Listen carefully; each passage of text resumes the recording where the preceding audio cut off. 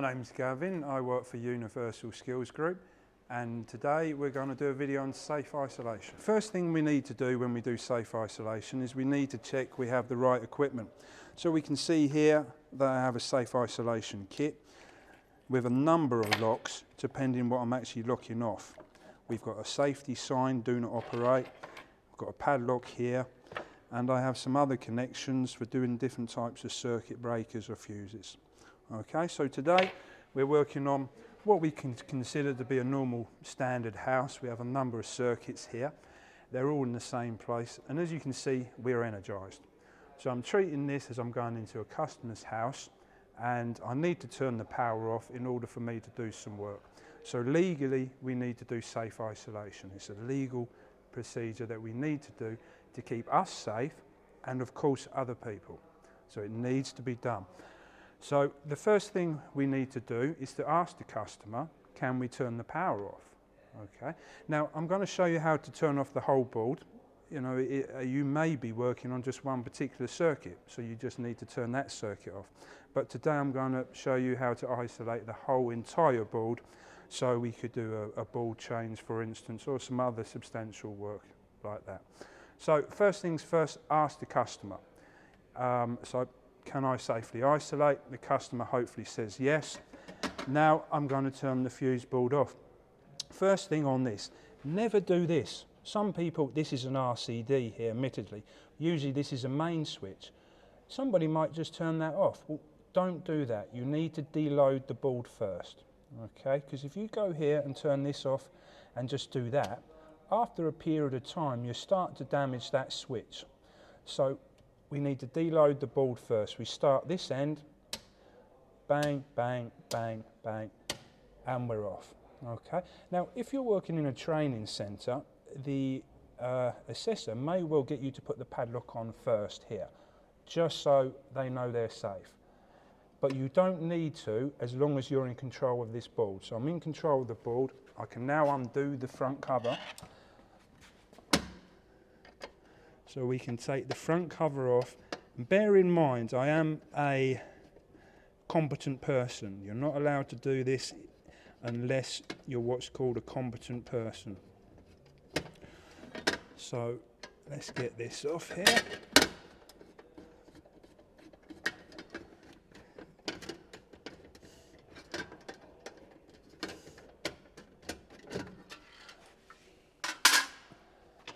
Okay, so we can see the fuse board there. I've got my main line and neutral coming in, and I've turned off the main switch. As I said, I know this is an RCD here, but usually that will be a main switch in real life. So I'm going to get my lock off kit. I'm going to put it on the place of isolation here. Lock that off. So that can't be turned on now. That's the key. I know a lot of you out there might just put a bit of tape over it, but that isn't correct. It isn't legal. Okay. So you've got that. Put my padlock through there, and now that is locked off. Keep the key safe. Put it in your pocket. Okay. Don't put it on the top, because the customer will come along and they may undo it. So keep that safe. Put that in your pocket. Now we're locked off. Now we need to use our test equipment. Here I've got an old bell meter. You may just have a voltage stick. Either way, the key there is they have to apply to what's called GS38, and that's guidance on whether your test equipment is safe to use or not. So some obvious things. If this had a hole in the lead here, for instance, and that was damaged installation, that wouldn't comply to GS38, so I wouldn't be allowed to use this test kit. Another thing is about the tips of the test kit. So we can see here there's not much metal. The guidelines, GS38, says no more than 4 mil here, ideally 2 mil. Okay, so we can see they're safe. But if the metal went to there, then they wouldn't be safe. Why? Because if I was testing, I could touch them together and we could cause an arc. So your test equipment needs to be GS38. If you brought it from a reputable wholesalers, then it will be. So, you know, don't buy your test equipment from a car boot or something like that. Buy it from a reputable wholesaler. So my test equipment is GS38. Now I'm going to use what's called a proving unit. So many of you won't have a proving unit. Do I suggest you buy one? It's a £60 box of batteries. Essentially, you don't need one. You can use what's called a known supply. What we're doing is just making sure our test equipment works. Okay? So in reality, I could use the line and neutral coming in here because that would be a known supply in real life, wouldn't it? But for now, I'm going to use this proving unit because I've got one and it's a £60 box of batteries, so I may as well use it. Put it into the proving unit and we can see my meter's lit up. That proves it works. That's the first thing. Okay, now let's go to my installation. It's just here.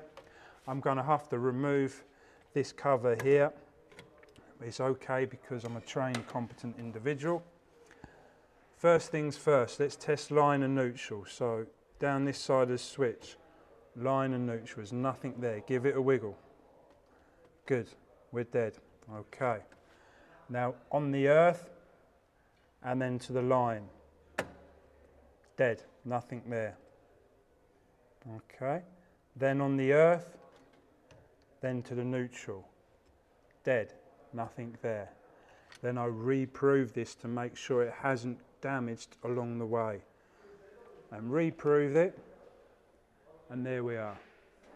This installation is now safely isolated and now safe to work on. One other thing to remember is, although this is safely isolated now, obviously put this cover back on, okay, but if you go upstairs and you're working upstairs, put the actual main cover on as well, okay?